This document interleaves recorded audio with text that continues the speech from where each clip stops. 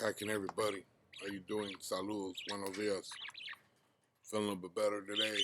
Came out, get a little sun. Gonna clean the yard. My baby girl is making a big old mess everywhere. So I'm gonna clean it up right now. I wanted to talk about something. The other day, about 3 weeks ago to a month, you probably seen it. I took some pictures of me and my dog at Santa Monica Beach. Me, the wife, and my dog. We like to go for walks, so I was feeling decent that day. So I wanted her to take her to a spot where there was sand and water, so she can experience something new. She was having fun with the sand, but she didn't like the water. My wife took her in the waves. She really didn't like it. So what happened when we were coming? We had went to a couple spots, so she needed to use the facilities, the wife. So we're walking up the pier, and as soon as you come up the pier, there's a bathrooms right there. So that's what steps we were coming up. I'm sure a lot of you know what I'm talking about. And as we're walking up, I see this heavy-set white lady sitting down. She got a little boy in her arms. He's standing up, and I think she's tying his shoes. I didn't really pay attention, but I think she was tying his shoes. About 8 years old, 7, 8 years old. Then I see a guy and another kid and 2 babies in a stroller, and those double strollers, and he's behind it, and she's talking crap to the husband. Now he's a big black dude, probably about the same age as me. So she's being very boisterous, very loud, obnoxious, and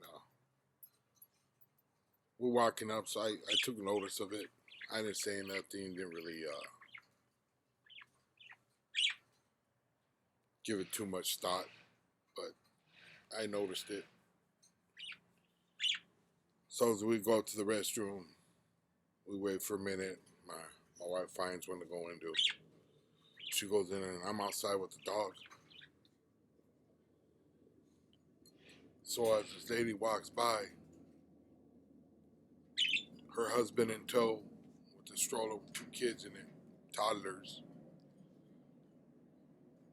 And the little boy, and I think it was a girl that was with her. She was holding the girl's hand, and she was just behind him.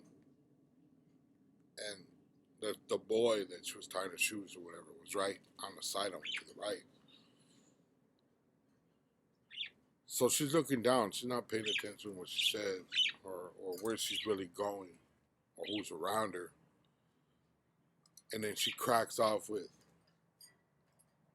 these effing Mexicans gotta effing mess everything up. And as I look to see, kind of a little bit in shock, like, what the F did you say? And I'm about to say something. And I catch the kid's eye. And I see the fear in his eyes. The little kid, the little boy. I see the fear in his eyes, like he knew Mom's was on the wrong. Because he knew I was a Mexican. He knew I was right there. The husband, big black dude, bigger than me. But like I said, about the same age, maybe 6'3", maybe 340 pounds. He looks at me and his eyes were like, oh no. I got a slingshot, hon. It's not, you can see all the tattoos, you can see everything. Some people get intimidated about it, or some people think just because you got tattoos, you're a badass, or, you know what I mean? That's your... So he sees me and he's like, oh no. And I was like, and I looked at her and I wanted to say something, but I had to choose my battles. I had to bite my tongue. I had to be like, nah, I can't say nothing. We got this this little boy. We got the two toddlers. We have the little girl. And we got a man that can't control his wife's temper or her mouth. So I let it slide. I didn't feel good about it, but I let it slide because it wasn't the place or the time to address that situation. Now, this would have all played out different if my wife had been there. If my wife had been there and she had heard it, she would have said something. Not because she'd be wanting to be disrespectful to any kids or the husband, but the fact that she'll been so flamed up that somebody disrespected her raza that she would have said something without thinking. It's sometimes you have to choose your battles. Sometimes it's not always good to take flight, and that's the thing about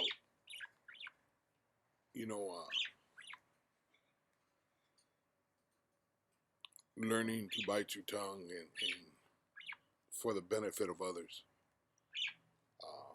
It's not always necessary for violence, and being locked up in the system. It's kind of like backwards. Somebody bumps you, and this has gone on since I've been out. People bump you, and they don't say excuse me. They don't nothing. They just keep walking by. No big thing. Old ladies, old men, kids, whatever, they'll bump you. Just keep going. Versus prison, where someone bumps you, you better say excuse me. So there's different environments in which things happen. I'm not saying those are right, but just the same, there's different consequences for different things. As I've gotten older, I've had to walk away from a couple things because it wasn't the time or the place. I don't feel good about it half the time.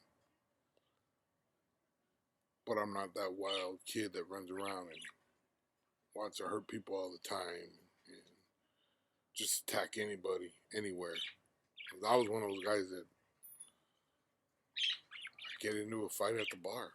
I get a fight at the liquor store. I got a fight wherever I was at. I didn't care.